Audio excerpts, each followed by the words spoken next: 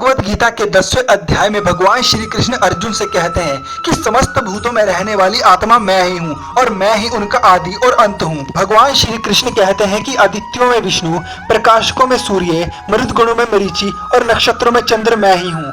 वेदों में सामवेद, देवों में इंद्र, इंद्रियों में मन और भूत मात्र में चैतन्य मैं ही हूँ। हे पार्थ, मैं ही रुद्रों में शिव, 8 वसुओं में अग्नि, पर्वतों में सुमेरु हूँ और पुरोहितों में बृहस्पति, सेनापतियों में स्कंद और जलाशयों में समुद्र भी मैं ही हूँ। महर्षियों में भृगु, वाणी में अक्षर ओमकार, यज्ञों में जप, स्थावरों में हिमालय और वृक्षों में पीपल भी मैं ही हूँ। देवऋषियों में नारद, गंधर्वों में चित्ररथ, सिद्धों में कपिल मुनि, वेदों में अमृत से उत्पन्न उच्चैश्रवा, गजेंद्रों में ऐरावत और मनुष्यों में राजा भी मैं ही हूँ। मैं शस्त्रों में वज्र, गौ में कामधेनु और सर्पों में वासुकी मैं ही हूँ। नागों में शेषनाग, जलचरों में वरुण, पितरों में अयरमा और शासन करने वाला यम भी मैं ही हूँ। आगे कहते हैं कि दैत्यों में प्रहलाद, मृगों में सिंह और पक्षियों में गरुड़ भी मैं ही हूँ। प्राण देने वाली वायु, शस्त्रधारियों में राम, मछलियों में मगर और नदियों में गंगा भी मैं ही हूँ। आगे श्री कृष्ण कहते हैं कि हे अर्जुन, मैं सब प्राणियों का आदि, मध्य और अंत हूँ।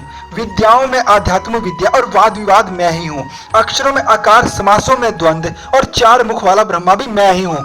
स्त्रियों में कीर्ति, लक्ष्मी, वाणी, स्मृति, मेघा और धीति क्षमा मैं ही हूँ। सामवेद में मृहित समा, छंदों में गायत्री, मास में मार्गशीर्ष और ऋतु में बसंत मैं ही हूँ। छलियों में जुआ, तपस्वियों में तेज, जय उद्योग और सात्विकों में सत्य भी मैं ही हूँ।